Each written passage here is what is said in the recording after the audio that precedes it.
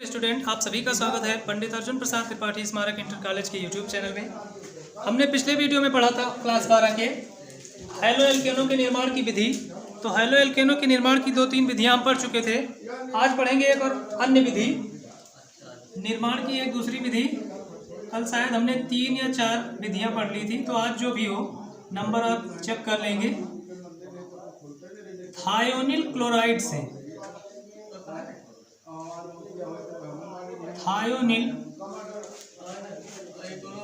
Chloride से alcohol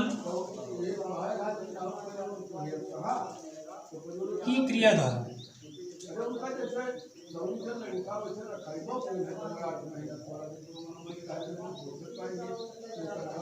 thionyl chloride से alcohol की क्रिया द्वारा हम हैलो एल्केन बना सकते हैं। तो लिखेंगे अल्कोहलों की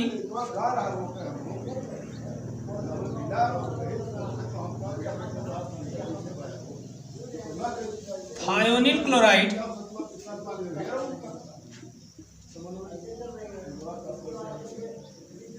यानी SOCl2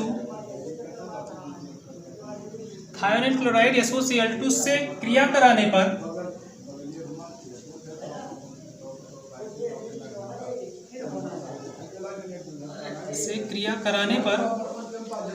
हैलो एल्केन बनते हैं। हैलो एल्केन बनते हैं। कोई अल्कोहल लेंगे जिसकी क्रिया हम कराएंगे SOCl2 यानी थायोनिल क्लोराइड से CH3CH2OH, ये हो गया एथिल अल्कोहल।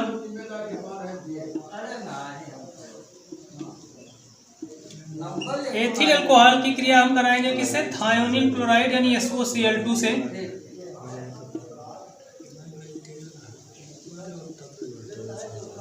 थायोनिल क्लोराइड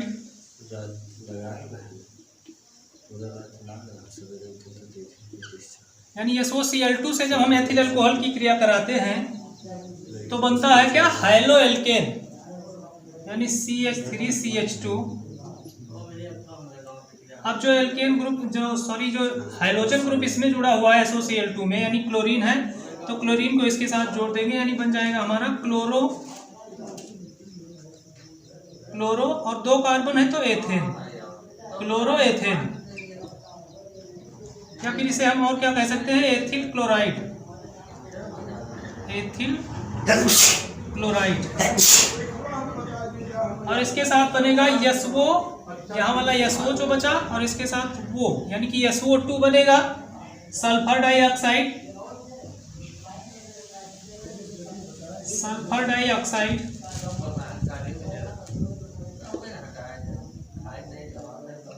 फिर इधर का H बचा है और इधर का एक Cl अभी बचा हुआ है, एक Cl यहाँ हमने लिखा है, तो क्या बन जाएगा? HCl यानी हाइड्रोक्लोरिकम, हाइड्रोक्लोरिकम। तो ये हो गया थायोनिल क्लोराइड से अल्कोहल की क्रिया द्वारा हैलो एल्केन का बनना। तो थायोनिल क्लोराइड से अल्कोहल की क्रिया द्वारा हैलो एल्केन कैसे बनाए जा सकते हैं? किसी अल्कोहल पर थायोनिल क्लोराइड की क्रिया कराएं हम तो हैलो एल्केन बनते हैं। कोई अल्कोहल हमने ले लिया है जैसे एथिल अल्कोहल, इसकी क्रिया हमने कराई थायोनिल क्लोराइड से, तो आपका बना क्लोरोएथेन और इसके साथ सल्फर डाइऑक्साइड और हाइड्रोक्लोरिकम। अगली विधि हमारी है मोनोकार्बोक्सिलिक अम्लों के सिल्वर लौट की किसी हैलोजन से क्रिया कराने पर। तो मोनोकार्बोक्सिलिक अम्ल क्या होते हैं? कार्बोक्सिलिक अम्ल का जनरल फार्मूला आप जानते हैं कि RCOOH होता है। अगर इसमें एक COOH ग्रुप जुड़ा है तो इसे हम कहते हैं मोनोकार्बोक्सिलिक अम्ल। अगर इसमें 2 ग्रुप जुड़े हैं यानी कि COOH का होल ट्वाइस कर दें अगर हम, तो ये हो जाएगा आपका डाई कार्बोक्सिलिक अम्ल। तो हमें पढ़ना क्या है कि मोनोकार्बोक्सिलिक अम्ल के सिल्वर लौट से, यानी कि इसमें से हाइड्रोजन सिल्वर द्वारा अगर विस्थापित कर दिया जाए तो हो जाएगा मोनो कार्बोक्सिलिक अम्ल का सिल्वर लौट। तो मोनो कार्बोक्सिलिक अम्ल को लेके R की जगह पर कोई ग्रुप ले लें C2H5 और कार्बोक्सिलिक अम्ल का सिल्वर लौट, यानी कार्बोक्सिलिक अम्ल का फार्मूला तो होता है COOH, लेकिन यहाँ से यह हटाकर सिल्वर लवण है तो Ag यहाँ पर लिख देंगे। इसकी क्रिया हम कराएंगे किसी हाइड्रोजन से, क्लोरीन या ब्रोमीन से करा देंगे तो बनेगा हमारा हाइलो एल्केन C2H5, जो R ग्रुप होगा वो जोड़ देंगे, फिर COO Ag जहाँ था वहाँ हम कर देंगे Cl, यानी जो हाइड्रोजन जुड़ा तो C2H5Cl बन गया हमारा एथिल क्लोराइड, एथिल क्लोराइड या फिर इसे कहते हैं क्लोरोएथेन, एथिल क्लोराइड या क्लोरोएथेन। इसके साथ साथ और क्या बनता है, COO यानी कि CO2 बनता है, CO2 बनता है, और यहाँ Ag बचा और एक Cl यहाँ लिख दिया हमने, एक Cl यहाँ बचा, यानी कि क्या बन गया AgCl, AgCl silver chloride,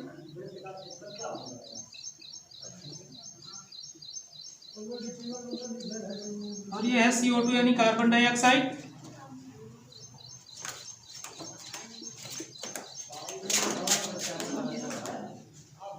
carbon dioxide, और इसका नाम आपका होता है, 1 2 3 कार्बन है इसमें, तो सिल्वर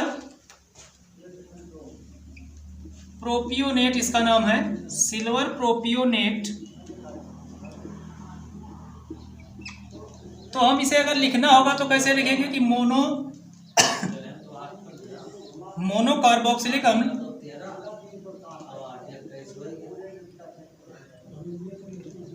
मोनो कार्बोक्सिलिक अम्ल के सिल्वर लवण की क्रिया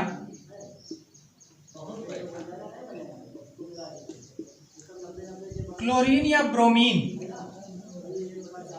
क्लोरीन या ब्रोमीन से कराने पर हाइलो एल्केन बनती है, हाइलो एल्केन बनती है, तथा यह अभिक्रिया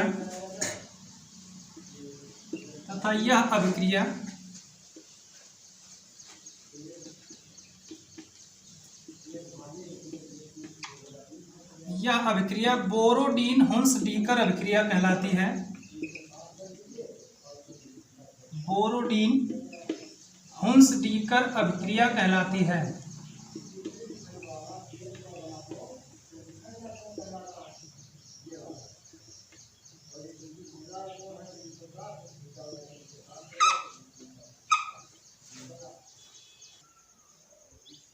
अगला विधि हमारा है हाइलाइडों के विनिमय द्वारा, यानी हाइलाइडों के अदला बदली से बनाए जा सकते हैं क्या, एल्किल आयोडाइड। लिखेंगे इसमें कि एल्किल क्लोराइड या ब्रोमाइड, एल्किल क्लोराइड या एल्किल ब्रोमाइड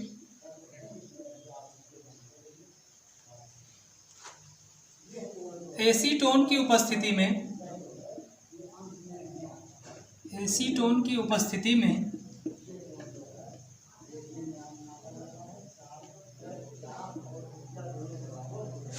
सोडियम आयोडाइड यानी NaI से क्रिया करके, NaI से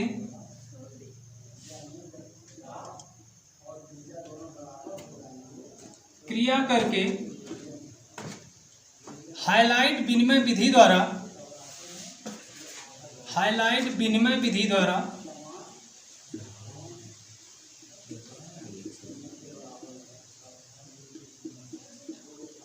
एल्किल आयोडाइड का निर्माण करते हैं या एल्किल आयोडाइड बनाते हैं, एल्किल आयोडाइड बनाते हैं।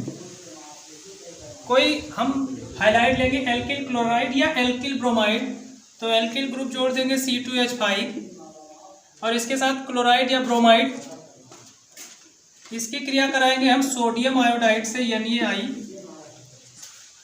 यानी एथिल क्लोराइड, एथिल क्लोराइड की क्रिया सोडियम आयोडाइड से जब कराते हैं सोडियम आयोडाइड से एसीटोन की उपस्थिति में कराना है, तो यहाँ लिख देंगे एसीटोन। तो जब हम एल्किल क्लोराइड या ब्रोमाइड की अभिक्रिया सोडियम आयोडाइड से कराते हैं तो ये क्या करते हैं, हाइलाइट विनिमय विधि द्वारा एल्किल आयोडाइड का निर्माण करते हैं। यानी कि ये हाइलाइट, ये भी हैलोजन है और ये भी हैलोजन है, तो विनिमय माने अदला बदली कर लेते हैं। ये क्लोरीन की जगह पर आयोडीन जुड़ जाएगा और आयोडीन की जगह पर क्लोरीन, यानी कि C2H5 जहाँ Cl था वहाँ I आ जाएगा। हाइलाइटों का विनिमय माने हाइलाइटों की अदला बदली, और यहाँ Na के साथ Cl आ जाएगा, तो ये बन जाएगा NaCl यानी सोडियम क्लोराइड, और C2H5I यानी कि एथिल आयोडाइड।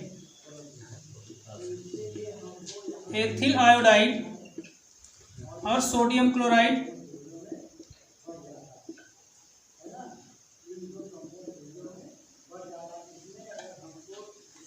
और यह अभिक्रिया और किस नाम से जानी जाती है, लिखेंगे यह अभिक्रिया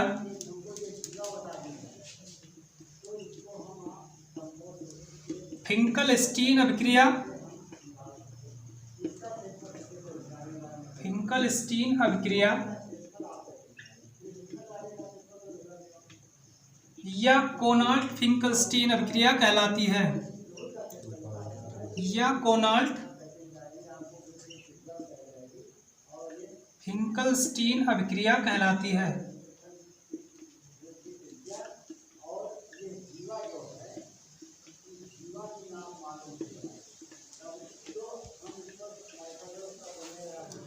अब पढ़ना है एल्किल हाइलाइडों के या हाइलो एल्केनों के भौतिक गुण के बारे में। हमें भौतिक गुण क्या होते हैं, देखिए एल्किल हाइलाइडों में हमने पढ़ा मेथिल क्लोराइड, एथिल क्लोराइड, ये सब क्या होते हैं, मेथिल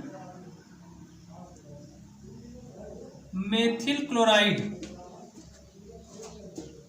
या फिर इसी को हम कहते हैं क्लोरोमेथेन,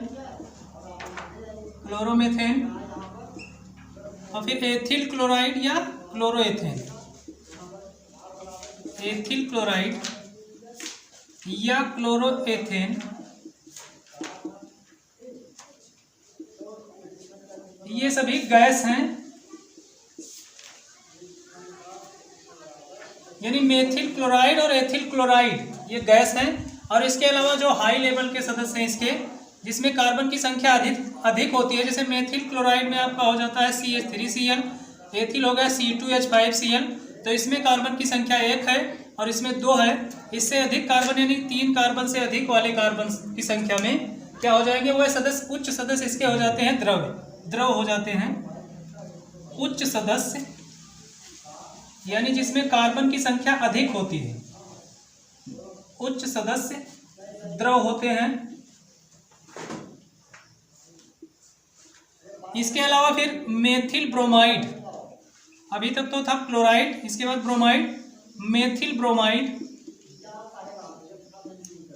मेथिल ब्रोमाइड गैस है तथा इसके अन्य सदस्य द्रव हैं।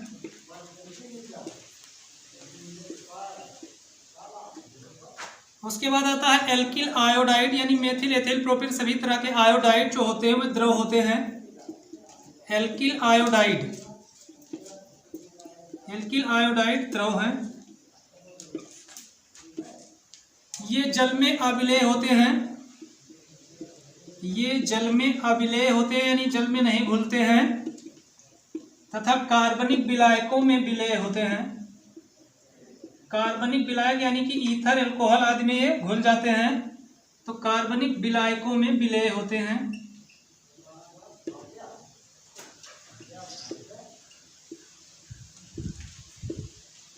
कार्बनिक विलायकों में विलेय होते हैं। ये हो गया इसका भौतिक गुण। अब पढ़ेंगे रासायनिक गुण।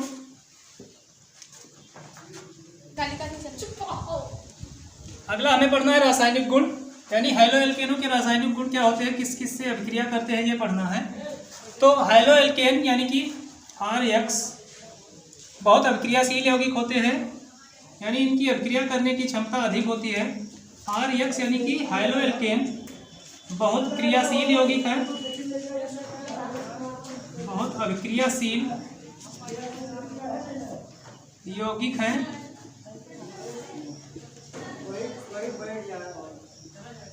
इनकी क्रियाशीलता का क्रम पहले देख लेंगे, कौन से हैलो एल्केन सबसे ज़्यादा क्रियाशील होती है। इनकी क्रियाशीलता का क्रम,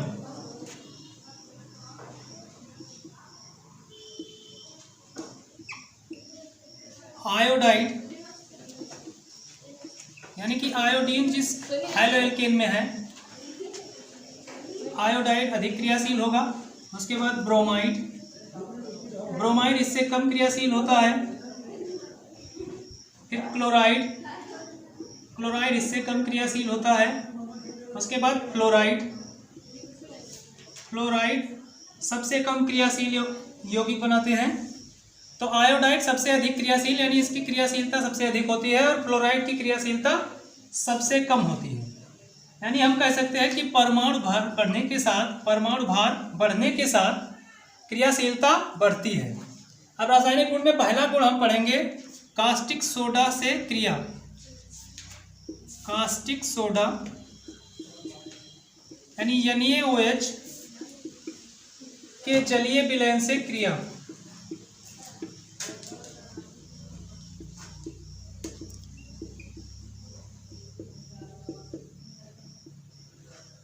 इसमें लिखेंगे जब hello alkene, hello alkene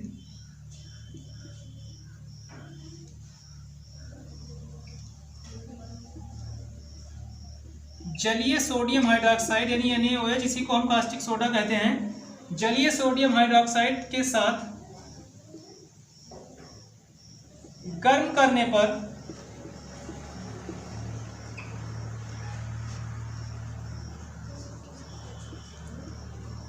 alcohol बनाती है।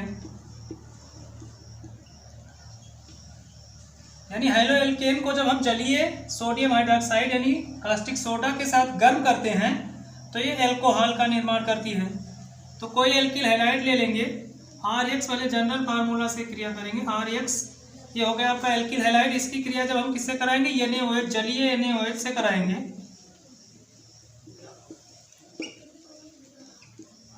इसके साथ गर्म करने पर क्या बनेगा, ROH यानी कि ROH क्या होता है, एल्कोहल। और इसके साथ यहाँ का Na और यक्स यानी कि सोडियम हाइलाइड बन जा रहा है, NaX यानी कि सोडियम हाइलाइड।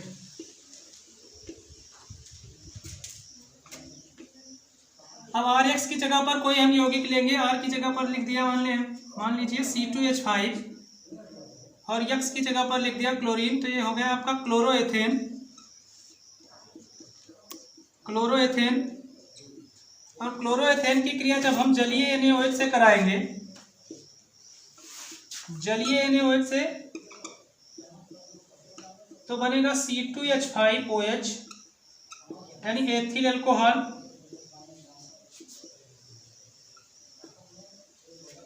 और इसके साथ यहाँ का Na और Cl बन जाएगा सोडियम क्लोराइड यानी साधारण नमक, आप जानते हैं सोडियम क्लोराइड।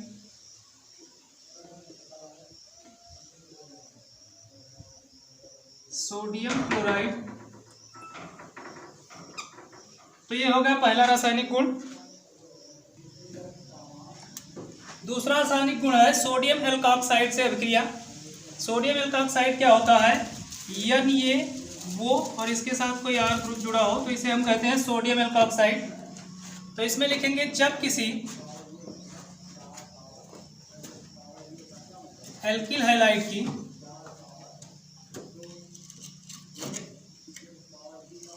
एल्किल हैलाइड को हम लिखते हैं RX से, जब किसी एल्किल हैलाइड की क्रिया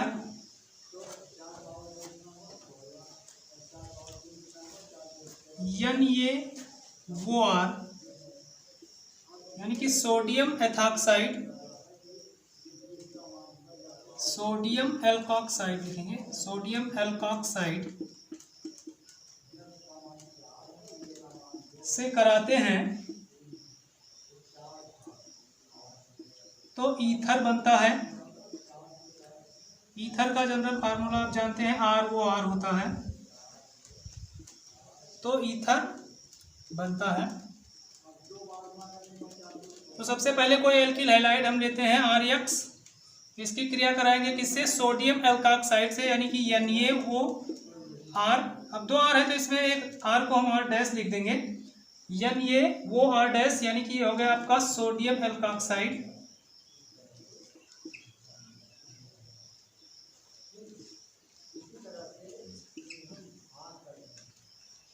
और ये हो गया एल्किल हाइलाइट या हेलोएल्केन।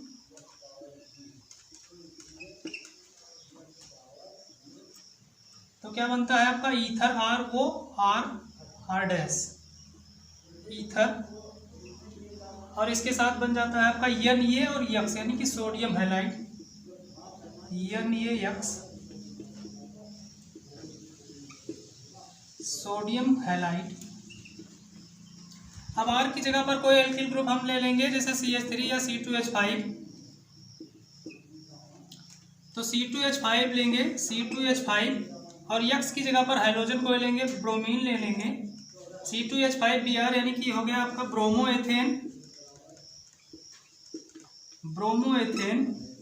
इसकी क्रिया कराएंगे किसी सोडियम एल्कोक्साइड से, सोडियम और एल्कोक्साइड यानी कि इसमें भी कोई R ग्रुप जोड़ देंगे, C2H5 इसमें भी जोड़ देगा।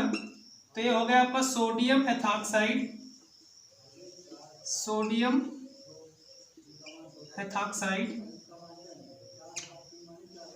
अब इस इतने को हम कहते हैं एथॉक्साइड। C2H5 है यानी कि एथ इसमें जुड़ा हुआ है और ऑक्साइड इसके साथ जुड़ा है तो इसे कहेंगे एथॉक्साइड। और आगे इसमें जुड़ा है सोडियम तो ये हो जाएगा आपका सोडियम एथॉक्साइड। अगर यहाँ पर CH3 जुड़ा होता तो ये हो जाता मेथॉक्साइड, क्योंकि एक कार्बन को हम लिखते हैं मेथ से और उसके साथ अगर ऑक्सीजन जुड़ेगा तो हो जाएगा मेथॉक्साइड। तो जब हम सोडियम एथॉक्साइड के साथ ब्रोमोएथेन की क्रिया कराते हैं तो हमें ROR- यानी कि R की जगह पर C2H5 पहले लिखा था तो C2H5 यानी कि एथिल ग्रुप जुड़ा, और दूसरा फार्मूला होता है इसका वो, फिर R- की जगह पर हमने जोड़ा था C2H5 को, तो यहाँ C2H5 एक बार फिर से लिखेंगे। और इसके बाद बनता है Na और Br यानी कि सोडियम ब्रोमाइड, सोडियम ब्रोमाइड। और ये बना आपका ईथर, इसका नाम क्या है, दो बार इसमें एथिल ग्रुप जुड़ा है तो इसे लिखेंगे हम die ethyl ether, die ethyl ether. और यह अभिक्रिया हमारी कहलाती है विलियमसन संश्लेषण। यह अभिक्रिया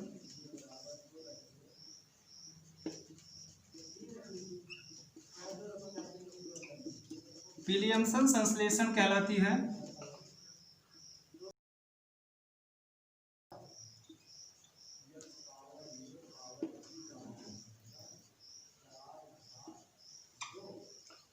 यह अभिक्रिया विलियमसन संश्लेषण कहलाती है। तो आज के वीडियो में बस यही रासायनिक गुण पढ़ेंगे। इसके आगे हम अगले वीडियो में, अभी इसके रासायनिक गुण बहुत हैं तो अगले वीडियो में पढ़ेंगे।